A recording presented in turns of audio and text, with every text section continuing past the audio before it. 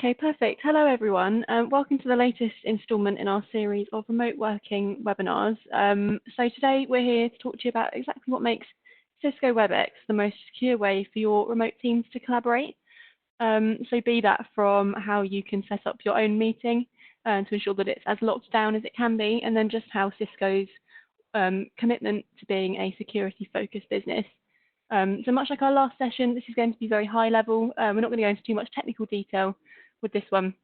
But if that is something that you'd like to see more from us, then please do let us know, and we'll kind of take a little bit of a deeper dive maybe in a later session. And we'll also be sharing the slides of this session after, along with the recording, just in case there's anything that you miss or that you'd like to go back over, or if you'd like to kind of share any of this with your team. So I am delighted to be joined today by your host, Sean, who is our US Head of Collaboration over in the US. I've included his details on the bottom just in case you'd like to get into contact with him after. I'm also going to share them again later on, just in case you missed this bit. And if you have any questions for Sean at any point during the session, you can also submit them as part of the Q&A, and he'll be able to answer those at the end. We've kind of left a little bit of time spare so that we can answer any questions that you've got. So without further ado, I'm going to hand over to Sean to kick off the session. Thanks, Laura. So hi, everyone. My name is Sean. Thanks for joining us today and listening to me speak about Cisco WebEx and why it really is the most secure way for you to collaborate today, why it is true collaboration without compromise and a security-first approach to remote working. Collaboration tools, including video conferencing, have become hugely important for businesses, but these same businesses they're realizing that security and privacy really are paramount, and it's the reason that WebEx is trusted by 95% of the Fortune 500. So why is this? Well, firstly, security should never be a trade-off. WebEx will never sacrifice speed or anything else for security. With Cisco and collaboration, it's all about building bridges with other applications. We know you already have huge investments in architectures like Google or Microsoft or Amazon, and things like Office 365, OneDrive, SharePoint, and many apps like these give users convenience of using SSO, single sign-on, so that they don't have to enter their password in 10 different places. But how do we safely link into those applications? All these other applications, Microsoft, Amazon, Facebook, they all have their own software development kits. And when faced with the choice of whether to simply embed these kits into Cisco products or go another path, Cisco chose to follow the safe and secure method of using OAuth 2.0, which was a distinctly different approach to how they deal with security and integrating with other applications. Secondly, WebEx is committed to respecting the privacy of your data and keeping it secure by default. All features are implemented with security and user privacy in mind. And just to note that Cisco does not rent or sell user data to third parties ever. The crux being that it should never be the user's responsibility to opt out of sharing their data or change meeting settings in order to be protected. These should be defaults. And I'll go into a few of the best practices at the end, but for example, WebEx enables passwords by default for any meeting, and the WebEx user experience is designed not to expose meeting IDs. If you were to take a screenshot, for example, I mean, everyone's doing it now. You see on LinkedIn and Facebook, people are taking screenshots of their meetings to show how people are working together. So no information is exposed on any screenshots. So lastly, let's talk about transparency. Cisco builds all products in line with their Cisco Secure Development Lifecycle. You may see it referred to as CSDL in some cases, but it essentially includes privacy impact assessments, proactive penetration testing, and threat modeling. We all hope that serious vulnerabilities won't arise, but if and when they do, it's critical that they're not only fixed as quickly as possible, but also proactively disclosed. And how they achieve this level of transparency actually is by having an independent security and trust organization. This exists separate from any product engineering organization. They're a completely independent entity, and they oversee the security and privacy for WebEx, and they publicly disclose any security vulnerabilities. So this shows a real commitment to transparency from Cisco. So let's look at specific security features in meetings. So True end-to-end encryption is available. After a session, the session is established using TLS 1.2. All the media streams, that's audio, VoIP, video, screen share, document share, it's all encrypted. In normal operation, this is decrypted by Cisco in the cloud, so it's encrypted from the client to Cisco, decrypted to allow things like recording that we're doing on this this webinar today. If security in meetings is something that you need full end-to-end encryption with, that is available. Between the host and the client, they do a key exchange share, and it's encrypted end-to-end. Cisco cannot decrypt it. Nobody can decrypt it apart from your client. So if security of meetings is something that is vitally important to your organization and you don't want it ever being de-encrypted, even in the cloud, then end-to-end encryption is a good option to explore. No in-meeting content is ever stored at the end of the meeting, so any files that were shared, any audio or video, it's never saved or held, unless, of course, you choose to optionally record the session. If you do, all these recordings again and any transcripts are stored securely and encrypted using AES 256. So again, empowering the user, every user will have access to the recordings and have the option to delete them at any time. You can also enable retention policies to store recordings only for a certain amount of days in line with whatever your company policy is. And there's also ways to bulk delete recordings if you need to. And the one last thing I want to talk about is cognitive collaboration. So this has been a huge buzzword in the industry for the last year or so. If you don't know what it is, essentially WebEx has introduced a lot of great features around facial recognition and name labels to you can identify a person in the meeting from their face. You can display a label of who that person is. You can show data of who they are, what organization they work for, any recent news about them. The privacy of this has been built on a few key points. Don't retain data if you don't have to. If you do, keep it for the shortest amount of time. Be transparent about the data usage.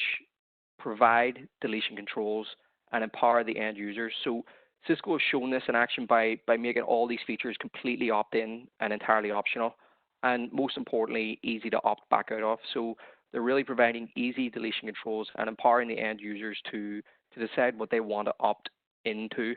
There's no opt-out on any of these features. So if we look at WebEx Teams, so again with Teams, you've got end-to-end encryption, you've got encryption in transit, at rest, and in use with full end-to-end encryption of all user-generated content like messages, files, whiteboards, anything you're doing within space. All the search is also completely encrypted, and this encryption is with a key that you own. In ordinary situation scenarios, that will sit securely on the Cisco cloud, but for added security, if that's something you need, you can actually store that key on-premise in your own key management system, and that's completely independent of Cisco, and nobody will be able to decrypt your data except for you.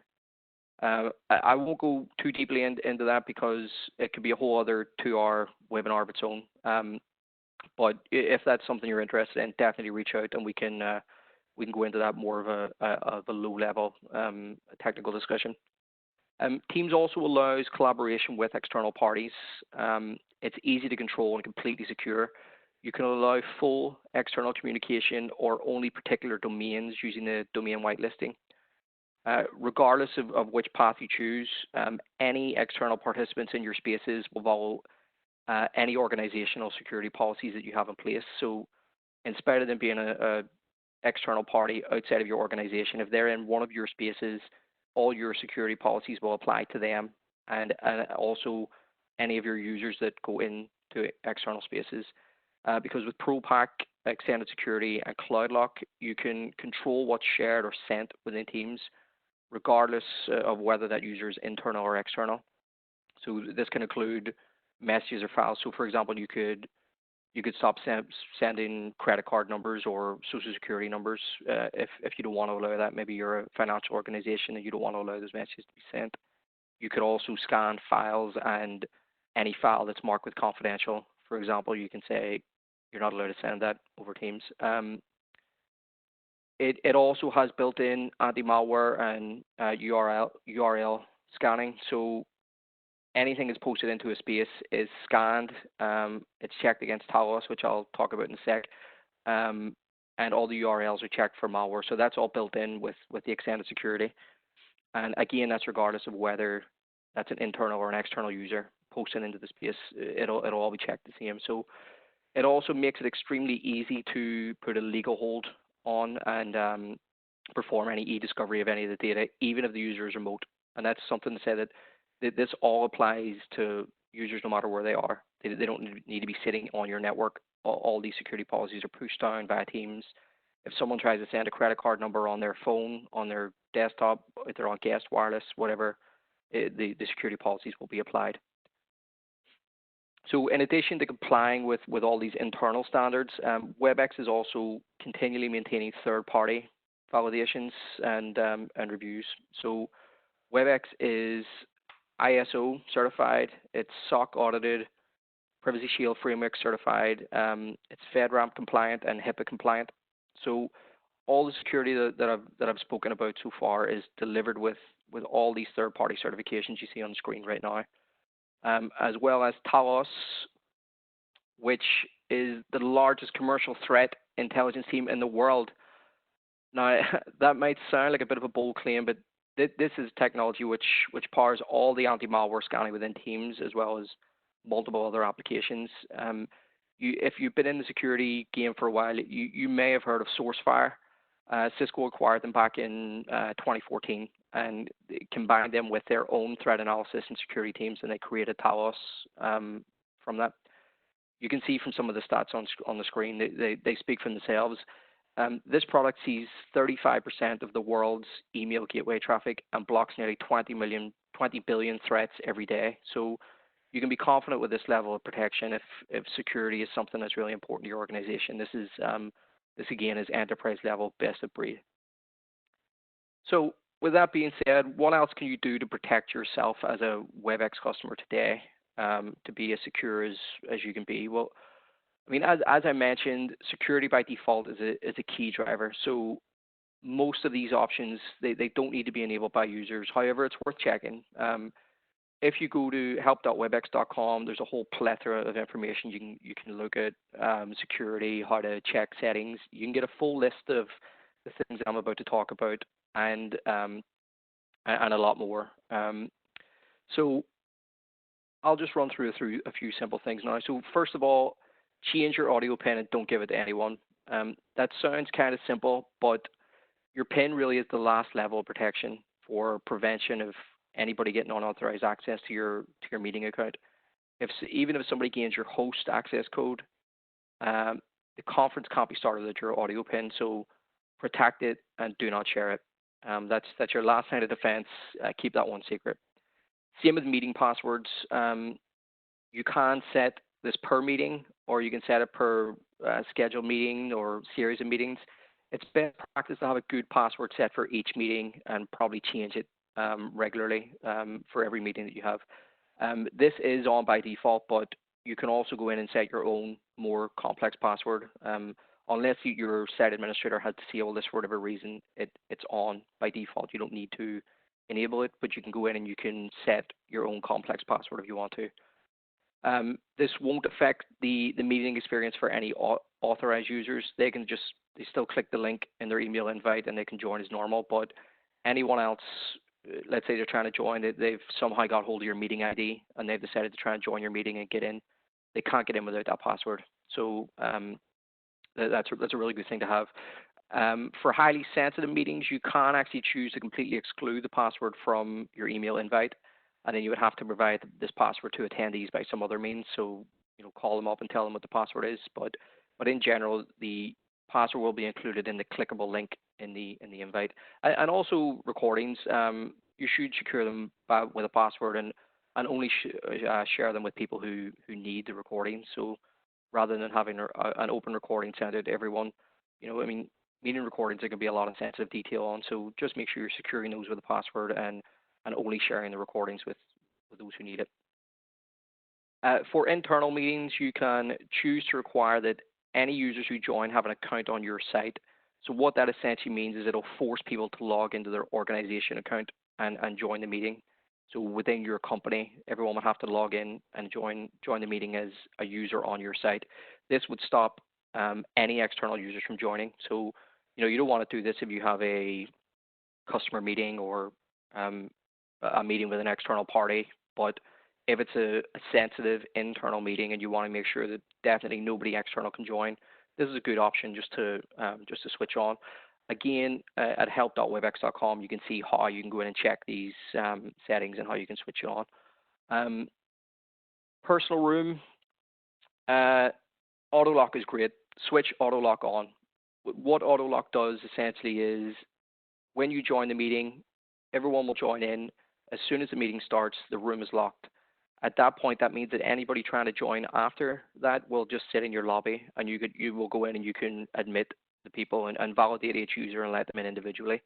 If you don't want to use auto lock, then you can start the meeting, let everybody in, and then manually lock your room so that nobody can just drop in mid-meeting. The lobby, it's a great tool actually because you can keep the room locked, see who's waiting in your lobby, and it's a great way to check that any new users dropping in are actually supposed to be part of the meeting. Because in a scenario where it may happen where someone has got a hold of your meeting ID, you haven't got a password on the room, or you've got the same password for every meeting, they can come in mid-meeting while you're sharing a file, you're sharing your financial results, sharing something sensitive, and they can see that. Locking your personal room is a great way to stop that from happening.